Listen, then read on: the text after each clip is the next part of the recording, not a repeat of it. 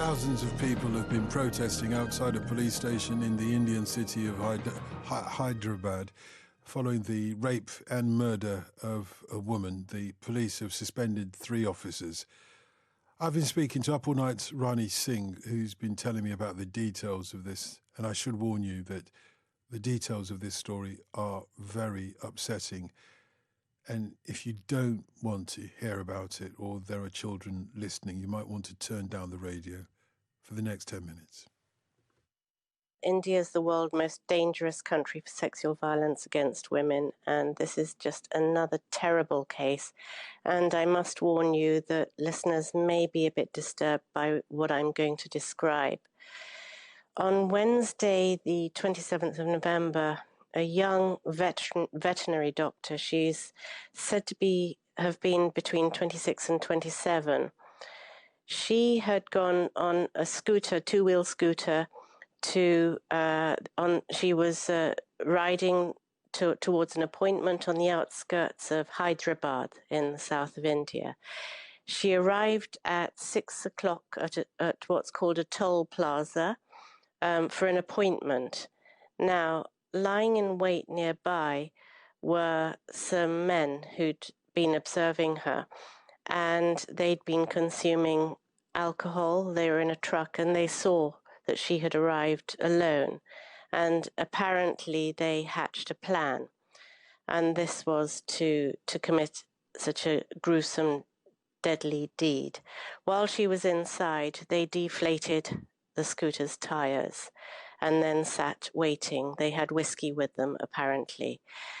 When she came out, about 3 hours later, one of them approached her to offer help and telling her that her tires had been deflated. At that point, apparently, and there's a mobile phone record that records this, she made a call to her family. She spoke to her sister, 6-minute call, saying that I'm in a lonely place, I'm scared, there are these truck drivers nearby and they're approaching me and there's nobody here, and I can't see anybody else, and I'm worried.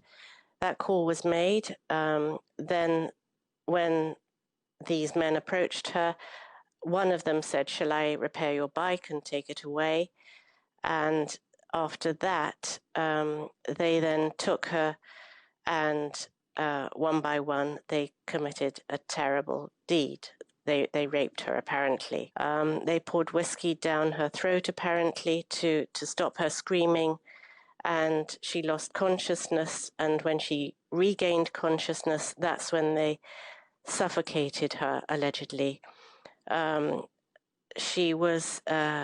body was put into a truck and apparently was taken to a motorway underpass, and there it was set alight. This was apparently around 2 o'clock in the morning. Now, the family was very, very worried about this. They'd gone to a police station to report about their daughter's absence, but at the police station, they were turned away, and the police apparently said that maybe she'd gone off and she was with a man. And it wasn't until 6 hours later that the police actually took any action, and 3 policemen have been suspended. The accused in this case have been, through a combination of CCTV footage, police reports, and witness accounts, they were immediately arrested. And it was over the weekend that there have been thousands and thousands of people protesting about this, and that's why it's come into the international media. As shocking as the story itself is, as shocking as the assault and murder is, it does seem as if this case has highlighted the behaviour of the police. This protest that attracted thousands of people outside the police station in Hyderabad was it not just about the murder, but indeed about the reaction of the police officers? Absolutely. in fact, not just in Hyderabad, but in Delhi and Bangalore, students, all sorts of people, and many, many men, Dotun, are protesting, as I said, in their thousands at the police station. So securities had to be tightened there. And in fact, the protesters who've simply been saying, we want justice, they've been beaten back by policemen with sticks. Such are their numbers. There's uproar all over India because the people feel that this just is not good enough and that the police have been seen to be at fault here, amongst others, for being so lax. Why? And this isn't the first time. You said a moment or two ago that India is the most dangerous place for sexual assaults on women. I don't know where the stats are about that, but if you say it, I'll accept it. Was there any particular group of or body that declared it as the most dangerous place? But also, Yes, what's sorry. going? This goes back to the case, the notorious case of the young woman who was repeatedly sexually assaulted on a bus and murdered as well from a few years back when people protested, and there was a lot of soul searching going on in India, but the sort of culture of impunity almost seems to still be there when it comes to cases like this. Indeed, Dotton, and I'm sorry I didn't attribute the quote. It was made in 2018, and it was the Thomson Reuters Foundation who made the statement after doing research. Yes, you're very right.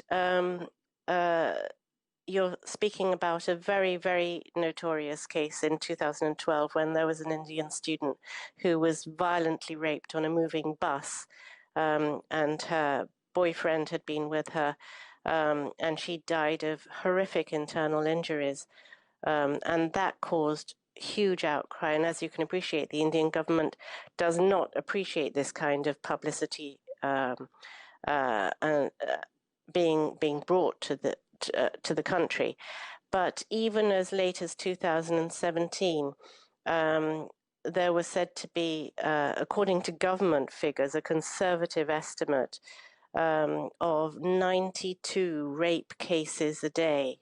92, and those are government figures. So probably the actual number is much higher. And following this recent most awful incident, there's been one woman who sat outside Parliament, and she said the latest statistics are that one woman is raped in India every 20 minutes. I don't want to be one of those statistics. And this woman, for this protest, she was beaten by a policeman. Is the government going to do anything about it? Are they serious in trying to put a stop to it or not? Well, actually, as far as I know, there hasn't been a comment by the Prime Minister on this case, although one of the opposition members, Priyanka Vora, has made quite a strong statement about how abhorrent this behavior is, that people can get away with it and the laws need to be tightened. And after 2012, there was a change in the law, but the fact that the numbers are still there, the numbers speak for themselves, shows that actually with the law and order situation as it is and the laxity of the police, it's women just are not protected, whether they're 5 years old or 45 years old or 95 years old. If it comes to that, it's just not a safe country for women, for any kind of woman. So is that your experience as well, Ronnie? I'm afraid so.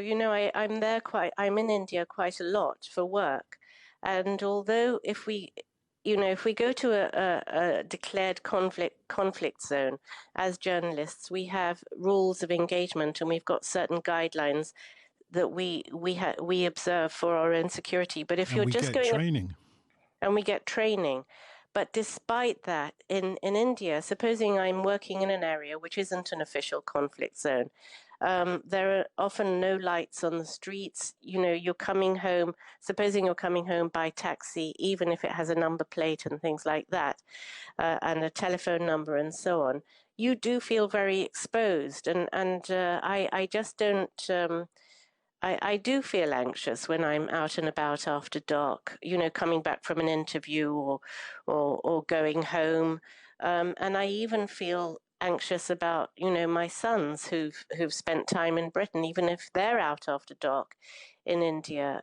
I don't think anywhere's safe, especially as a woman working in India. And, you know, I spend a lot of time in Britain as well. So in theory, I should be, and I've worked in war zones, conflict zones, but I do feel anxious and I do feel scared. Rani Singh,